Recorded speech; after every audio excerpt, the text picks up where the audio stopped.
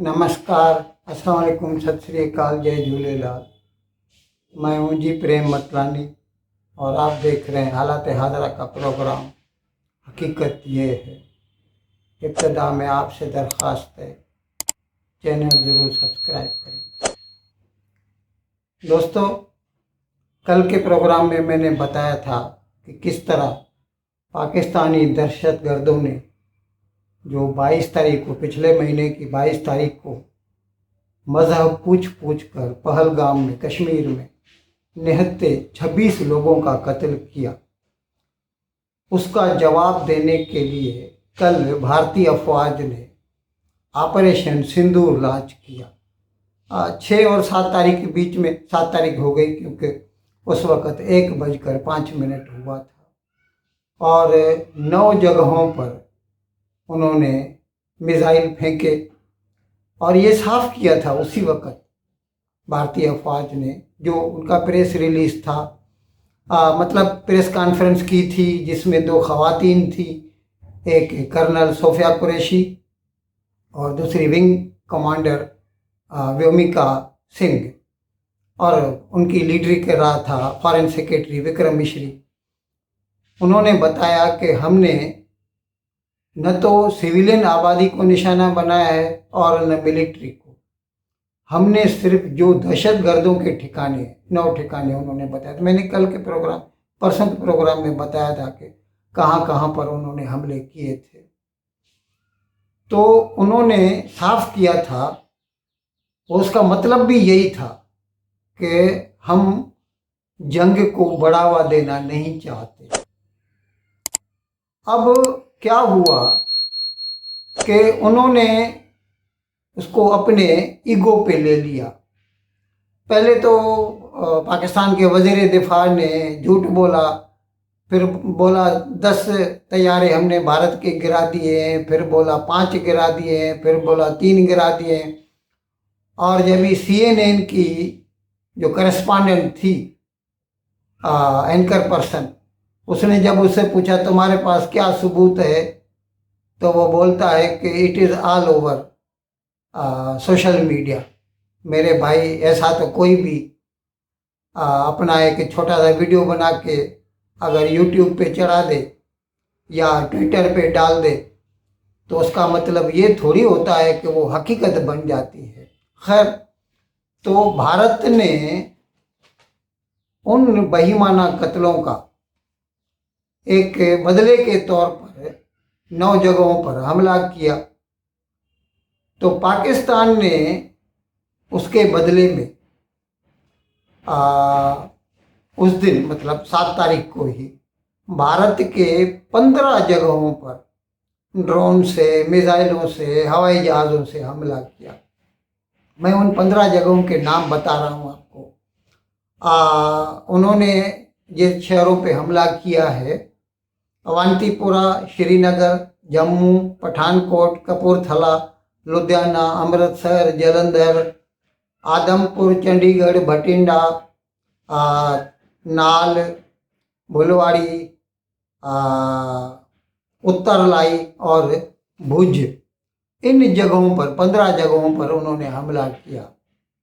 और ये आपकी इत्तला के लिए अर्ज कर दूं, भारत के पास रूस का S-400 है, एयर डिफेंस सिस्टम, दुनिया का माना हुआ एयर डिफेंस सिस्टम है। और ऐसे 2 लिए हैं भारत ने, एक पाकिस्तान की सरहद पर लगा रखा है, एक चीन की लद्दाख में जो है, और चीन ने भी खरीदा है वो रूस से। पाकिस्तान के पास उसके बदले में जो एयर डिफेंस सिस्टम है वो चीन से उसने खरीदा, HQ-9। चीन के पास इतना अच्छा होता तो वो रूस से क्यों खरीदता? इतना तो उसको अक्ल होना चाहिए। लेकिन क्या है, चीन से माल उसको जो भी मिलता है उधारी पे मिलता है, और उधारी का पैसा तो अगर होगा तो देंगे, नहीं होगा तो नहीं देंगे। तो सारी दुनिया ने देखा, पूरी दुनिया ने देखा, 7 तारीख को जब भारत ने हमला किया, 1:05 से 1:30 तक 24 मिसाइल दागे, 9 जगहों को मलियामेट कर दिया। पाकिस्तान का एक भी हवाई जहाज नहीं उड़ा। बाद में उनको पता चला उनके रडार, उनके एयर डिफेंस सिस्टम सब नाकार। मैंने कल के प्रोग्राम में बताया था कि ये चीन का जो एयर डिफेंस सिस्टम है it is a complete zero. कहने को तो वो ऐसा कहते हैं कि अमेरिका का जो पेट्राइट एयर डिफेंस सिस्टम है, एंटी मिसाइल जो है, ये उसकी नकल है। लेकिन आपको ये तो इल्म होगा, ये हमारे यहाँ मुकामी भाषा में ऐसा कहते हैं, चाइना का माल जो होता है चले तो चांद तक, नहीं तो शाम तक। तो ये वही है, शाम तक वाला मामला है। तो चीन के दिए हुए एयर डिफेंस सिस्टम काम नहीं किया उन्होंने। जब पाकिस्तान ने जंग बढ़ाने की नीयत से भारत के 15 जगहों पर हमला किया तो भारत के लिए फिर ज़रूरी हो गया कि उसका जवाब दे। फिर भारत ने अपने एयर फाइटर्स जो हैं, ड्रोन्स, मिसाइल्स सब इस्तेमाल किए। और कल सुबह को लाहौर वाले वो खुद वो छोटे छोटे वीडियो बना के, शॉर्ट वीडियो बना के यूट्यूब पे चढ़ा रहे थे।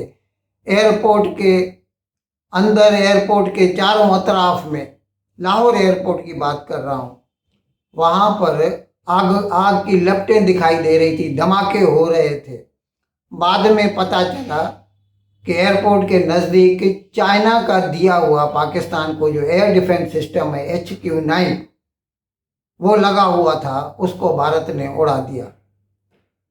और उसके साथ साथ कई जगहों पर भारत ने हमले किए।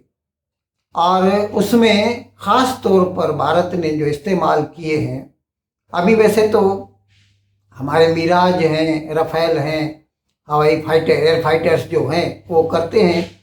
लेकिन मैं आपकी इत्तला के लिए अर्ज़ कर दूं, आजकल का ज़माना ऐसा है कि जो काम इतना बड़ा फाइटर करता है ना, वो छोटे छोटे ड्रोन कर लेते हैं। इसराइल के दिए हुए ड्रोन से, मैंने उनमें से एक ड्रोन का बताया था कल, किस तरह उसने जो ऑपरेशन सिंदूर कल से हमने परसों से लॉन्च किया था, उसमें काम दिखाया। स्काई स्ट्राइकर वो इसराइल की कंपनी के साथ मिलाकर यहाँ बेंगलोर में बनाते हैं। अब उसी तरह इसराइल के दिए हुए दो हैं, हार्पी और हारोप, ये खुदकुश ड्रोन है, कैमिकेज ड्रोन है। मैंने बताया था जापान ने दूसरी जंग अजीम में जो है वो तो अपने सिपाहियों को जो है धमाकेदार मादा बांधकर और दुश्मनों में भेजा करते थे ताकि वो खुद भी मर जाए और उसके साथ साथ दुश्मनों का भी सफाया कर दे। उसको कैमिकेज कहते थे। ये ड्रोन्स कैमिकेज है, खुदकुश है। इनमें जो धमाकेदार मादा होता है, मिसाइल होते हैं, रॉकेट होते हैं, वो उसके साथ अटैच होते हैं। वो जाके उसमें कोऑर्डिनेट कंप्यूटर से चलता है, कोऑर्डिनेट फिट किए जाते हैं, इतना लॉन्गिट्यूड, इतना लैटिट्यूड, ठीक उसी जगह पर वो जाके पड़ता है। आप इसका क्या कहते हैं, proof of pudding is in the eating. 7 तारीख को जो भारत ने करके दिखाया उसको पूरी दुनिया मान रही है कि कितना पिन पॉइंट हमला था 9 के 9 जगहों पर, और जिसके नतीजे में 9 की 9 जगहें बर्बाद हो गई। अच्छा, अभी इसके बाद हमें पता चला, मैंने ये तो बताया था आपको कि ख़ास तौर पर मुरीद के और बहावलपुर को निशाना बनाया गया था। और पाकिस्तान ऑक्यूपाइड कश्मीर में कोटली, जहाँ पर हिजबुल मुजाहिदीन के अड्डे हैं, और यहाँ पर बहावलपुर में जैश ए मोहम्मद के हैं, और मुरीद के में लश्कर तैयबा के। तो बहावलपुर में खुद मसूद अजहर मौलाना ने माना था कि उसके घर के 10 अफराद हलाक हो गए हैं और 4 उसके नज़दीकी दूसरे 14 बंदे वहाँ पे मौत के घाट उतार दिए गए। जब उनकी नमाज जनाजा पढ़ाई जा रही थी कल, तो देखा गया कि उनमें आर्मी के बड़े बड़े अफसरान हैं। तब जाके भारत को अंदाज़ा हुआ कि वो जो उसके 10 बंदे उसके घर के मरे थे ना, उसमें उसका सगा भाई अब्दुल रऊफ असगर भी था। ये ऑपरेशनल हेड था जैश ए मोहम्मद का। और भारत के खिलाफ जितनी भी दहशतगर्दी की तखरीबकारी की कार्रवाइयाँ हुई हैं जैश ए मोहम्मद की तरफ से, उनका सरगना यही था। कहने को हेड मौलाना मसूद अजहर होता था क्योंकि he is a very good orator. ये इंडोक्ट्रिनेट करता है लोगों को, जाओ जाके हिंदुओं को मारो, लेकिन करने वाले काम जो है ना, उनका लीडर ये था। उसका भाई, छोटा भाई, मेरे ख्याल में 48 साल का था, अब्दुल रऊफ असगर, और वो कल जहन्नुम रसीद हो गया। और उसके जनाजे की नमाज में पाकिस्तानी फौज के बड़े बड़े अफसरान थे। तब पता चला कि भारत को इस हमले में कोई बड़ी कामयाबी मिली है। कल मैंने बताया कि जब भारत ने, पाकिस्तान ने जो 15 जगहों पे ड्रोन भेजे, मिसाइल भेजे, तो उनको तो भारत के S-400, जिसको हमने नाम दिया है सुदर्शन चक्र, उसने बर्बाद कर दिया। फिर जब भारत ने हमला किया तो लाहौर एयरपोर्ट के करीब उसका जो HQ-9 एयर डिफेंस सिस्टम चीन का लगा हुआ था, उसको उड़ा के रख दिया। और उसके साथ साथ मैं ये भी बता दूं आपको, ये एयर डिफेंस सिस्टम आने वाले से बचाता है। और एक दूसरा होता है, उसको कहते हैं एवेक्स, यानी वो हवाई जहाज ही होता है, उसमें रडार लगा होता है, वो दूसरे फाइटर प्लेन के पीछे चलता है, और वो हवा में जो दुश्मन के फाइटर प्लेन होते हैं या ड्रोन होते हैं, उनकी खबर जो है ना, लाइव ट्रू टाइम में वो अपने फाइटर प्लेन्स को देता रहता है कि इधर से ये हिंदुस्तान का हवाई जहाज आ रहा है, इधर से ये ड्रोन आ रहा है। उसको कहते हैं एवेक्स, airborne early warning and control system. एवेक्स जो उसको बोलते हैं, वो हवाई जहाज कल भारत ने उड़ा दिया। और ये सारे काम, अभी इसमें कई चीज़ें हैं, मिराज काम कर रहा है, राफेल काम कर रहा है, MiG-29 काम कर रहा है, Su-30 सुखोई काम कर रहा है। और उसके साथ साथ मैंने कहा था कि ये कोऑर्डिनेटेड हमला है भारत का, तीनों अफवाज जो हैं काम कर रही है। कल नेवी ने भी काम दिखाया। नेवी का जो एयरक्राफ्ट कैरियर है विक्रांत, उसने कराची बंदरगाह के नज़दीक जाके अपने MiG-29 फाइटर प्लेन से कराची में जो अम्यूनिशन के स्टोर्स थे उनको उड़ा दिया। उसके साथ साथ जो तेल के खजाने थे, तेल के ज़ख़ीरे थे, उनको भी उड़ा दिया। और आग की लपटें आसमान को छू रही थी। और अभी सिर्फ कराची नहीं है, पाकिस्तान का पूरा जुनूबी जो साहिल है, कराची से लेके या शाहबंदर से लेके ग्वादर तक, सारा एक विक्रांत के जो है ना एरिया ऑफ रीच में है, और एक एक करके सबको उड़ाया जाएगा। ये इसके बारे में मैं थोड़ा भूल गया। अब्दुल रऊफ असगर, जो मौलाना मसूद अजहर का छोटा भाई, जो कल परसों के हमलों में कत्ल हो गया है, ये बहुत सारी तखरीबकारी की वारदातों में मुलविस था। IC-814 का जो हाईजैक हुआ था काठमांडू से, वो भी इसी का काम था।